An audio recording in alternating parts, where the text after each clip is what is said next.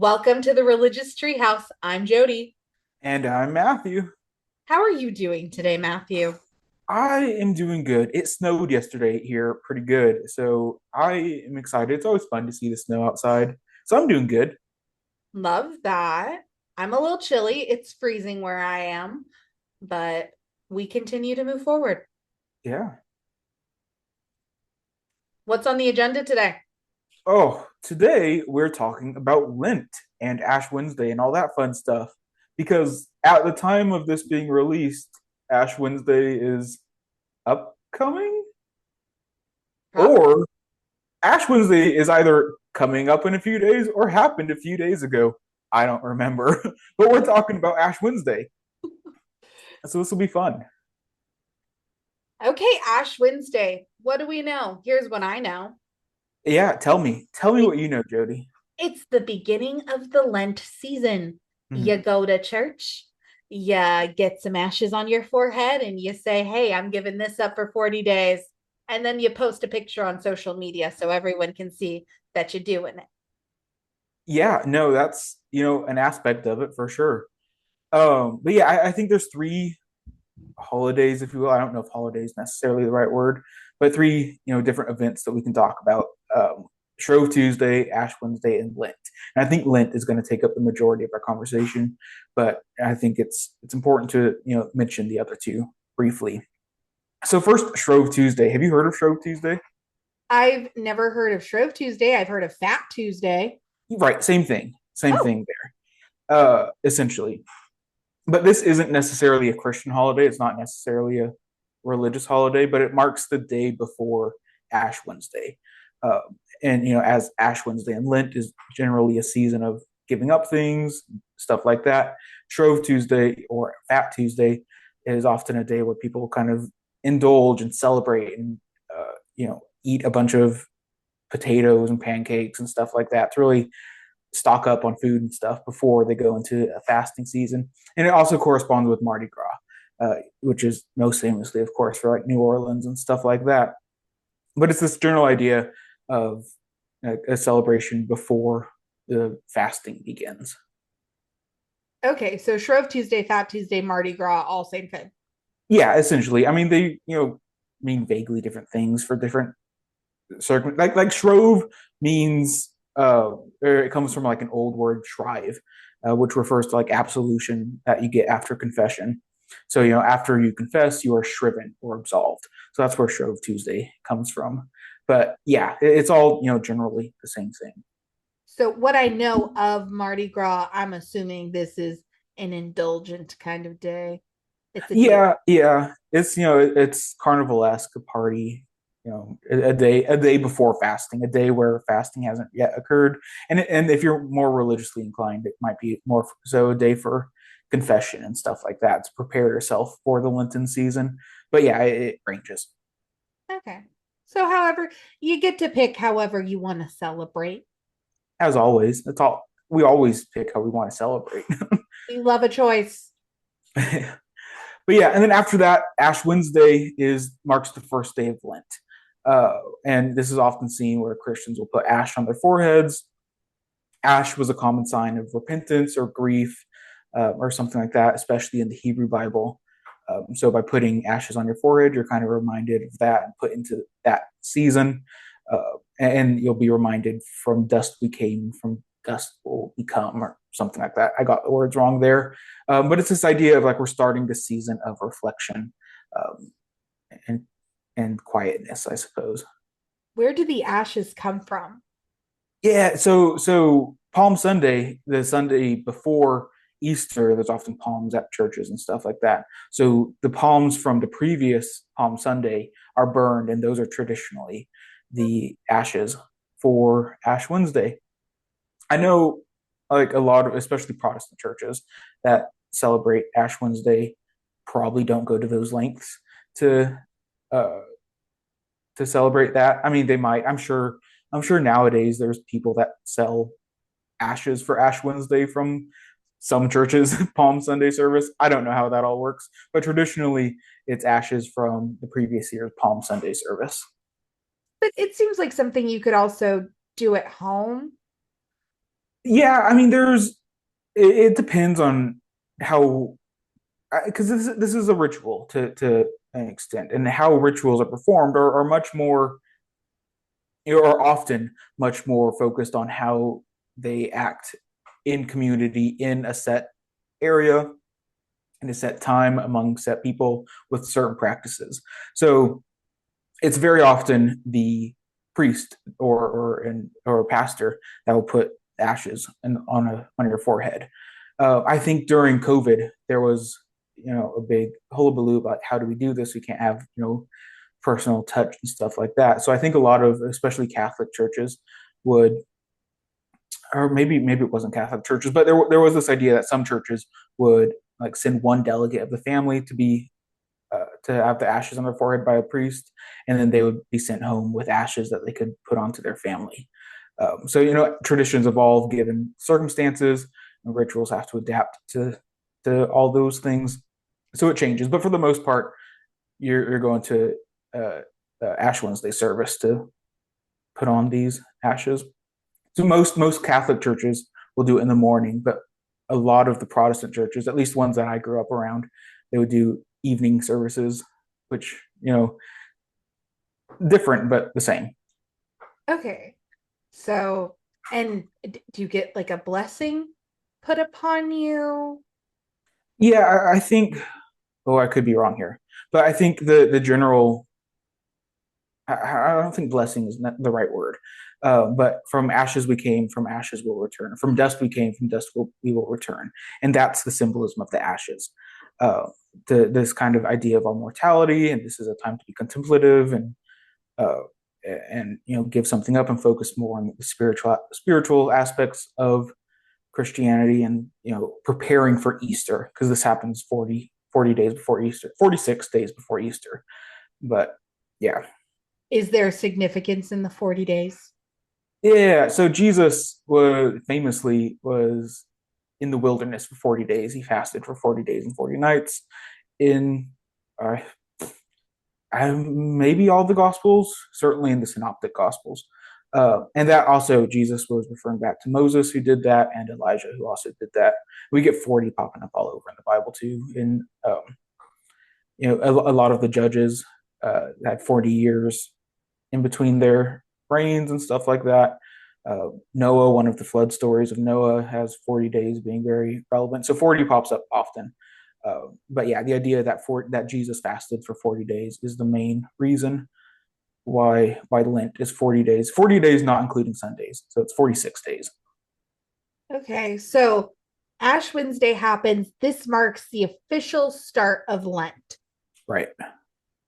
What is Lent? What are you supposed to Yeah. do during Lent? Because I'm fairly shaky on those rules. Right. So Lent, right. I don't think rules are necessarily the right mindset to be thinking about this. I mean, there are some rules to consider and stuff like that. Um, but to think of it more as a season would be appropriate to form this idea. Like this is the Lenten season. A lot of churches' calendars are broken up into separate um, times, or what it's called. So during Christmas, you have Advent. That's a set time, and then there's the time like September. I don't think anything special is happening in September. I could be wrong here, but September is usually ordinary time.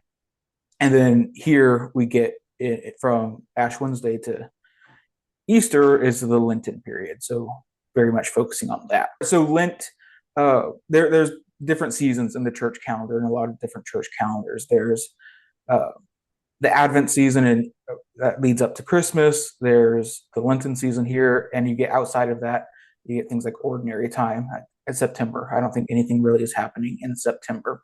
So you get different categorizations of time. This is the Lenten season where it's focused on sacrifice and personal and spiritual growth, uh, and it culminates with the celebration of Jesus's resurrection, celebrated on Easter. Okay. So not rules. So then what spirit, I guess, should people be going into the Lenten season with? Right. Yeah. So it's I mean, like there are rules. Like I feel like I shut you down for saying No. rules, but that's like not necessarily wrong. Like there's practices that a lot of churches push. In Catholicism, which is primarily where Lent is celebrated, also in some branches of Protestantism, and we'll talk more about that later. Um, but you don't eat meat on Fridays. Like that's one of the most standard ones. I don't think you're supposed to eat meat on Fridays just generally throughout the year, but it's definitely highlighted during Lent. And there's different ways to do it. You're supposed to eat less in some traditions. Like this is primarily older. Modern celebrations of Lent change a little bit, but you eat less, you spend more time in devotion, you go to more religious services and stuff like that. And it's a time to really hone in on your spiritual practices, your time with God and religion and all those things. So, and it happens for 40, 46 days. So, okay, I'm gonna make a crazy claim because it's giving like Advent season is more like a season of Thanksgiving, kind of like a psalm. And Okay. this Lenten season is more like a time of lamenting, like a psalm, Okay. kind of like Yeah. like they're both celebrations, but in different ways. Right. Yeah. There's a different focus on it. Yeah. Okay. Okay. Yeah. Yeah. So with Christmas and the Advent season, oh gosh, I see. My problem is I don't really study a ton of religious practices and stuff like that. So we're stepping a little bit outside of my area of specialty, and I have to like look up these things, like remember what I'm right. But the Advent season is about 4 weeks, and each week kind of represents a different thing. There's joy, hope. Um, I think peace is one week. So yeah, Advent is kind of the happier time, I suppose. You get a lot more happy sermons, happy thoughts, where Lent is this time of contemplation and grief and remembering your mortality and giving up things, giving up. So a lot of times in Lent, you'll give up something that's important to you, and this could be anything from bread to luxury of some sort. Like there's tons of different ways people do this. Uh, and so like I know someone who gave up diet soda one year, and I know someone who did Ramadan for Lent one year. So there's a lot of variability allowed for Lent, but the idea is you're grieving, you're in contemplation, you're doing some sort of spiritual growth, or at least trying to. If I were to assign this a fruit of the spirit to go that way, it would be Okay. control. Um, yeah, I think that's an aspect of it for sure. Because it's 40 days and you either give up something or you devote yourself to doing something for the entirety of the 40 days, Yeah, correct? and the goal is kind of both to do both for the most part. Okay. Now, are we ready to zoom in on Stuart England? Because my question is, how did we make it from there to here? Yeah, no, that's good. I think like I love with these conversations that we have like a broad overview and then we zoom in on something. We did that last week with judges. We said, "What's judges?" Blah blah blah, and then we zoom in on Ehud and stuff like that. So we're gonna do the same thing here. And I think Stuart England or post Reformation England or post Reformation Europe, I think is a fun place to kind of look at how Lent changed for different groups of Christians. Um, Because but it yeah, didn't always used to be this way. what was that? Lent wasn't always celebrated in this manner. What do you Like mean in this manner? I just when reading me through the articles, and we usually cite the articles we're referencing. Yeah, check our show notes. We'll have links to the It articles.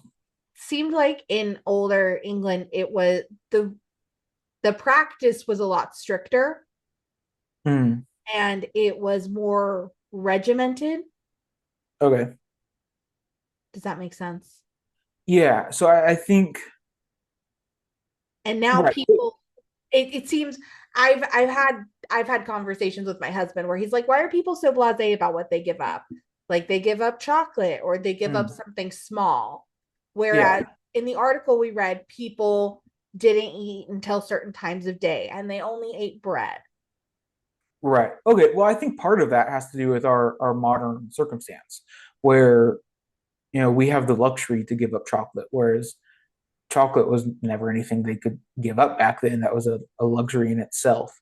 Uh, so I think the interesting thing about post-Reformation Europe is how divided they were on not only Lent but the idea of fasting in general. Uh, so after the Reformation, a lot of the Protestants were suspicious about Lent. Martin Luther, in particular, was critical of the practice of fasting and reflecting during fasting. It wasn't entirely against fasting, but he didn't see it as a form of worship as many Catholics did in that time. So he saw it as perhaps a way to do secular fasting to save food for times of famine or stuff like that. And he saw that as a general way to do fasting. Uh, and the big critique, I think, I could do some more research on this to be sure, but the big point of the Protestant Reformation was, among other things, a critique of the Apostolic Fathers, the the idea that sola scriptura, that Martin Luther, the scripture alone, should dictate religious beliefs and religious functions. The fact that Lent isn't found precisely in the Bible gave him reason to be weary of it. It is So no, like it's not dictated anywhere. Like we refer back to Jesus's 40 days in the wilderness where he fasted, but it's not prescribed to practice Lent anywhere in the Bible. then where So did they pull this from? yeah, it's an old tradition. I think Lent goes back to I'd say fourth century, if not earlier, CE. I think the Council of Nicaea is some of the earliest notes of it. But so this goes back to like the early church fathers. This goes back 1600 years or so, if not longer, if not a little shorter. It goes back a long ways. So one of the problems of the Protestant Reformation was like, hey, we don't really trust these traditions that aren't rooted necessarily in the Bible. There's a distrust of Catholic institutions and things like that. So that also led to a distrust of things like Lent, where they said, "Oh, it's not in the Bible, so we don't need to do it." Does that make sense so far? Yeah, no, that's making sense. I'm still like, who got to decide? Who got to decide? We are making a new holiday. It is called Lent. For Yeah. 40 days, you will fast, and then we'll celebrate Easter. Yeah, and like I don't think this is abnormal. Like No, this happens. Like this is how, especially in the early church, where Easter is this big, like the huge deal. It's the pinnacle of the Christian calendar. Like to figure out, like, oh, how do we like really, how do we understand the significance of this event? It would make sense to have some sort of time leading up to it to like really get into the mindset of it, the spirituality of it, and to refer back to the Bible and say, oh, look, Jesus fasted for 40 days. What if we did that also for Lent? And we adapt it because we're not Jesus. So how can we do this for our own spiritual purposes? Um, so as Christianity grew, and then Catholicism emerged, uh, the idea that and then Protestants broke off, the idea that it went back to church fathers wasn't appealing to many of the leaders of the Reformation, like Martin Luther and John Calvin and stuff like that. So you get a breakaway and you think, okay, we don't need to do that. I think they were fine for the most part in your own spiritual, in your own Christian choices. So like, if you want to celebrate Lent, go for it. But they were much more focused on, hey, this shouldn't be mandated. This shouldn't be something that we force upon people to say like, hey, you have to celebrate this. okay, so then kind of to divide on how people should practice. Right. Okay. Okay. I see everyone's logic. I just wish I had been in that room where someone was like, "Hey, time to start a new holiday. Yeah. What we're gonna do." Yeah. No, and like and like I doubt it was just decided in a room. Like these holidays and stuff like that generate over time. Like, okay, it started somewhere, and then as more and more people do it, it becomes like a sanctioned event. They're like, oh, okay, this is something we do now. And now in our modern day, it's just something that you do and something that you see when it's leading up to Easter because it's all Right. over media. Yeah, in a lot of denominations, Catholicism, I think Methodists celebrate it, and Episcopalians, I'm sure, like a bunch of branches of Christianity celebrate it. You won't see it celebrated in a lot of Reformed churches, and a lot of evangelical churches because again, we're focusing on that distance between uh, that practice of religion of Christianity and Catholicism. They want a definitive break between that for various reasons. But the idea is that a lot of different branches of Christianity celebrate Lent. Okay. But that probably that disagreement on if it should be an enforced practice or not probably created a really big rift. Like it made because it seems like there was already a divide. Yeah, like there's between the Protestant Reformation and the Roman Catholic Church, there's already a huge divide. This is just another thing where they're like, okay, this is something that we do different. Yeah, that makes sense. But yeah, so the idea is that Protestants see Lent and fasting in general as not something necessary. It's not necessarily a form of worship. It can be used well if necessary. Um, like Calvin, I think maybe someone else, but they had this idea that fasting is not good in itself, but only when it's directed towards a noble purpose. So the idea that there would be a time to fast wouldn't make sense to Calvin because we should be fasting if we want to serve a purpose. If we need to, fix our attitude or to make sure that their attitude towards fasting is for all the right reasons, whatever those right reasons are, they're fine with that. The idea of having a time for fasting is kind of beside the point. Whereas Catholics see the opposite point, Mm-hmm. like where all these rules and stuff were seen as a hindrance to in Protestantism, the rules and stuff in place there would be a bonus for Catholicism because they say, okay, we get to do these practices. We're reminded, and we always do these practices as a form of worship, as a way to push towards contemplation and prayer, as a way to placate God's anger, as a way to procure God's gifts. Um, they're seen as this inherently good thing that you do as you fast. So those are like the kind of different viewpoints that you get on fasting and Lent from two different denominations. I think both schools of thought have their merits. They do. They do. Okay. So do or do not, you're not doing it wrong. Right. And I don't think it's our place, or I don't think it's my place to say who's doing it right or wrong. As a scholar of religion, like I'm much more comfortable saying these people do it that way, these people do it that way. These are the reasons why. It's not my place to make a judgment call on what's right, wrong, or good. People do it different, and I think it's cool how they do it different. And I think if we want to learn about those around us, if we want to learn about how other people believe, how other people act, we shouldn't necessarily always make judgment calls on what's good, right, or bad. Like we should say, oh, that makes them unique in their own way, and that's good. We should celebrate that and not always say you're doing it wrong or you're doing it right. They're doing it and it works for them. I'd love to say that's not a novel thought, but been on the internet too long. Yeah. No, that's okay. Okay.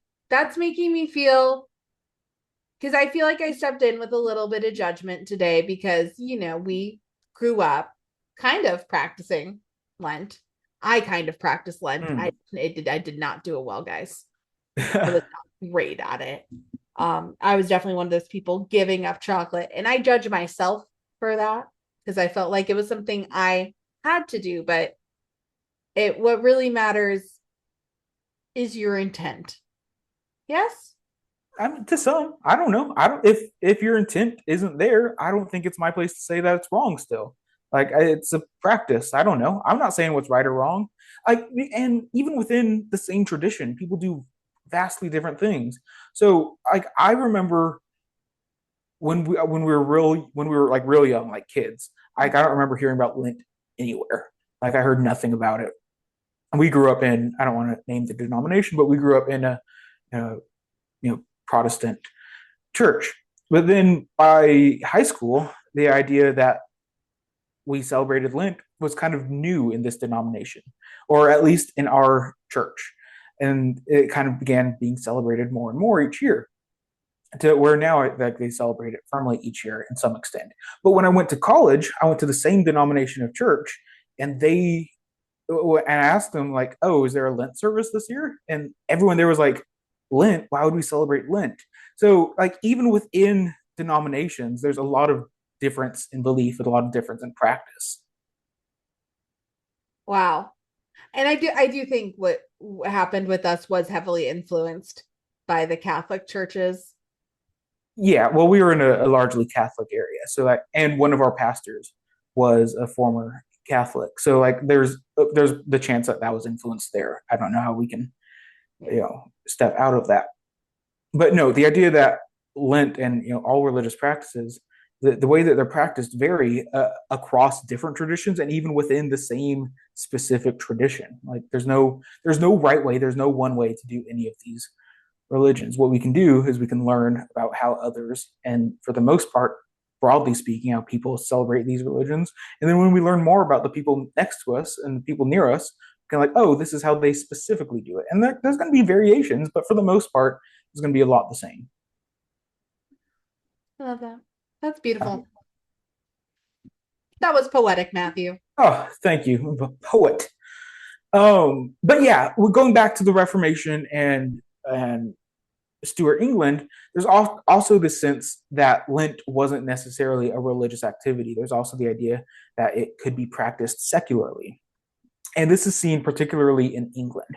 In England, as we know, didn't really do much with Lutherans and that stuff. They had their own, the Church of England, and they kind of separated from the Catholic Church in their own way. And they had fish days instead of fasting. The idea where you would eat fish instead of meat. And this would be to kind of support the fishing industry and to like limit eating meat all the time. So it'd be used as in this secular sense as ways to fast. Um, and like the Lent was observed as a liturgical season, but it wasn't enforced as something that everyone had to do from the Church of England's perspective. So it became this private act of devotion, which was very different from how Catholicism celebrated Lent back then. Okay. And so then we had freedom of religion, how you want to practice, which we're all for. Yeah. Yeah, I mean, this is what 17th century, so freedom of religion is a I think that's a bit generous of a term, but yeah. We know what happened after this. Um, okay. No, I definitely see that. You saying the fish days just reminds me that like during Lent in elementary school and middle school and high school, they would always have fish sandwiches on Fridays. Oh my goodness, they would. That Yeah. makes Yeah, that makes sense. And And that especially makes sense because we lived in a very Catholic area. yeah, There's a large percentage of our area that was Catholic. We never got kosher food. Never once did I hear anyone say anything about kosher food or anything like that, or halal, or but we did get fish Fridays. we did. Was it a fried fish patty? Yes, but the effort was there, ladies and gentlemen. Um, wow. Lent. Okay. No right or wrong. No one gets to decide that. People practice how they want to practice. Can I talk about my most opinionated part of Lent? Sure, Jody, have opinions. Social media aspect. Sorry. Wahlberg blew up one Ash Wednesday when I was in high school, and now I can never forget it. He took a picture with his family after church with the ashes on their forehead, and there were so many news articles written about it. it was everywhere. People were sharing it. People were like, "Oh my gosh, Mark Wahlberg, what a strong man. Look at Oh, him." And I was like, I'm like, yes, but there are millions of other people also in this country doing the exact same thing. right. So then it became like trendy to do. Yeah, no, it's like it's definitely picked up in the past few years. I don't know if that's just because I'm in a lot more of religious spaces in the past few years. I think that's definitely part of it, but um, like it seems to have become more popularized, more mainstream. Like when I was at Duke, I had a Jewish studies class. It was on rabbinic literature, and because Duke has such a big divinity school, a lot of the people in the class are divinity students, becoming pastors and stuff like that. But the class, there's 15 of us, I don't know, and four of us were religious studies students, the rest were divinity students, and the professor was a rabbi also. So me and my one friend, like, we always got to class early because we're nerds like that. And then we watched every person come in, and they had ash on their forehead, they had ash on their forehead, they had ash on their forehead, and like even like the other religious studies students in the class were they did a lot of Catholic studies, so they had ash on their forehead. And by the end of the class, it was just me, my other friend who does Jewish studies, and our professor who like didn't have ash on our foreheads. And we are like, is this like I feel like we're dressed down for this. The idea that like this is a widespread event is like fairly common. Like a lot of people celebrate Ash Wednesday, especially in religious circles, like as a divinity school would. But it's one of those, as a white guy, one of those rare instances where I'm in a situation where I'm in the minority in America. So it was interesting. Oh, no, I'm just thinking of poor little Matthew who's like, I dressed incorrectly, did I? Yeah, like oh Oh no. No. And I mean, there's nothing wrong. I say you should celebrate your religion. You yeah, should take pictures, but I didn't understand why this one celebrity doing it made it this I just think Christianity is such a widespread thing in the US that it wasn't as notable as people were making it seem. yeah, and like I wouldn't like I'm certain that well I don't remember when this episode comes out, but I'm certain that JD Vance will or had a ash on his forehead, and that we're going to get a prominent picture, or we had got a prominent picture of him with an ash with ashes on his forehead, because it's a way to posture to show to your community that you're part of the in group. And I think Ash Wednesday is one of the most visual days where this happens in Christianity, where you're for a day presenting yourself as a Christian of some sort by how you show your appearance. And that doesn't happen often in Christianity, or at least in America, because it's the assumption, Yeah. generally speaking, with such high amounts of Christians in the country, it's just kind of assumed that you're Christian unless otherwise noted. So the idea that that we would have visual appearances to say, "Oh, we're a Christian," that would be it's not uncommon. We see this in uh, Islam, where women wear hijabs or burqas, and the different things that they wear signify different things that we, as not part of the in crowd, won't may not understand. Like the reasons why someone wears a hijab or a burqa or a niqab or all these other different things say a lot about that person and their beliefs and where they're from and all those things that we, looking in as ignorant Americans, may not fully understand.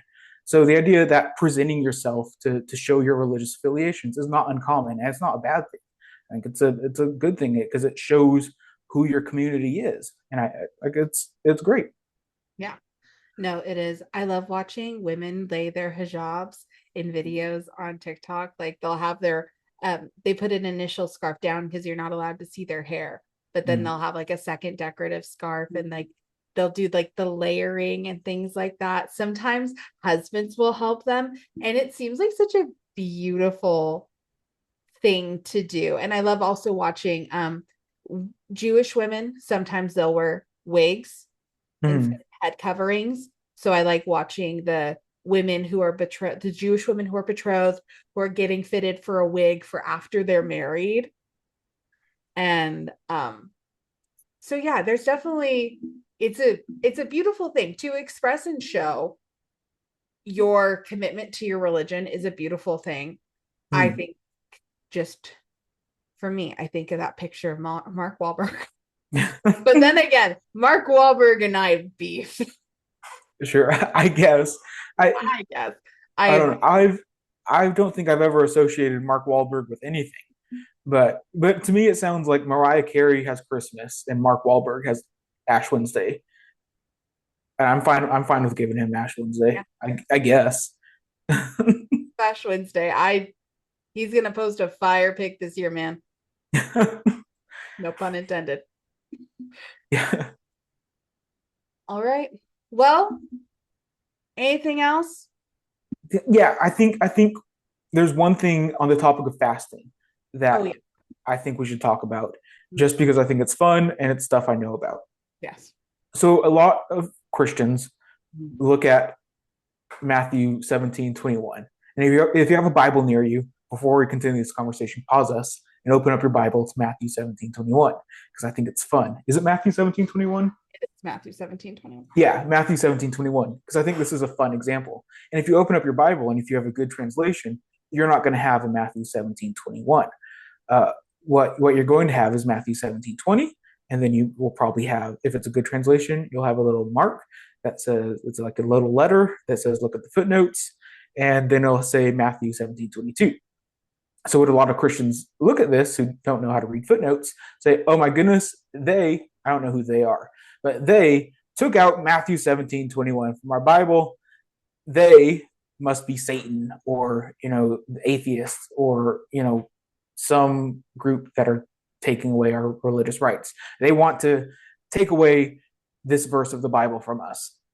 And so they say this verse must be really important. This verse must be, something that we should pay attention to, because they, whoever they are, don't want us to know it. So Matthew 17:21 uh, reads, but this kind does not come out except by prayer and fasting. So Matthew 17:21 is talking about how we should fast. We should fast. So obviously they, Satan, whoever, don't want us to fast. Fasting is what we should do. And it's just a wild claim for them to be making, because first of all, they don't know how to read footnotes. Some translations, if it's a bad translation, will keep it in there entirely. If it's a okay translation, it'll put it in brackets. But what we have here is an example of our oldest manuscripts not matching with the manuscripts used to number Bible verses. So when the verses were numbered, when I think this was around 14th, 15th century. I could be off there. That could be very wrong. But when these verses were numbered, that was considered part of the Bible. The earliest manuscripts that they found, the most true to the original, and that scholars believed, included Matthew 17:21. As scholarship evolved, as we found more manuscripts, we realized Matthew 17:21 is probably a late second century uh, addition. So we realized that's not original to the text, so we take it out. But the problem is the numbers have already been placed in there. So we can't just change all the other numbers, because that'll confuse everyone. And we just pluck that verse out with the number, and then people think, oh no, people are taking verses out of our Bible. I love when something happens, no one knows why, so they just say devil. Devil. Um, no, that's incredibly interesting because Yeah. it kind of sounds like it's up to the translators. Yeah. No, and you get this in Mark too, like almost famously. Mark, the last chapter of Mark, has three different endings. You have the short ending, the intermediate ending, and the long ending. And that's because various manuscripts that have been used historically have had all three different endings in them. And they become good, they become useful for some people. So, and because it's so ingrained in tradition, you can't take that out of the Bible. You have to put it in there, but you need big, massive footnotes that say, hey, a lot of ancient authorities don't include this in the manuscripts. So the idea of what's in the Bible is up to the translators for a lot of the part, because there's no just original Bible out there that says this is what's in the Bible. We have a bunch of different manuscripts that we have to work with. Okay. Wow. Well, I feel like I've learned so much because what do they mean? They just one whole line was added in later, and now we have Lent. No, this has nothing to do with Lent. This Are has we nothing sure? to do with Lent. This is a Okay. whole other tangent. Okay. But this is just my thoughts, because so much of Lent has to do with fasting to some extent. Some people will fast a lot. Some people, reduce their diet and stuff like that. That's much more common in older times, whereas today they'll give up a certain luxury of some sort for the most part, and everything in between, and you add spiritual practices in as well. This is just a verse about fasting that I always think about when people are like, should we fast? Should we fast? Because sometimes people, Christians, say, oh no, the devil doesn't want us to fast. And the explanation for that is because someone removed that verse from the Bible. It has nothing to do with Lent, just has to do with fasting, and that's why I brought it up. Uh, you never know the consequences of your actions hundreds of years later. Yeah. They'll be quoting you, Yeah. pointing at what you did and saying devil. Devil. Awesome. You have any other last thoughts? No, I think I am fresh out and I have been so happy to discuss this with you. I feel like I'm going into the Lent season armed with more knowledge than Yep. I had before. Perfect. That's the goal. Thank you for joining us today on the Religious Treehouse. Feel free to check us out on Spotify, TikTok, Apple Podcast, Amazon Music, YouTube, Instagram, Facebook, if you can find us. Mark Zuckerberg didn't like me writing the word religious, so it's TRT, baby. And Email us. I want a good email. Someone complained to us on email. I think that'll be fun. I'm sure I said something. If you really love Mark Wahlberg, email us and say that I disgraced him. I don't know. But Perfect. have a good day, you guys, and join us again next week at the Religious Treehouse.